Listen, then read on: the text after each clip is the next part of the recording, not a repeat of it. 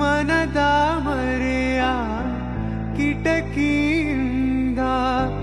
ನುಸುಳಿ ಬಂದ ಬಿಸಿಲು ನೀನೇ ಸನಿಹ ಬಂದು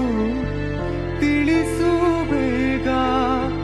ನಿನಗೂಂಟೆ ವಿರಹ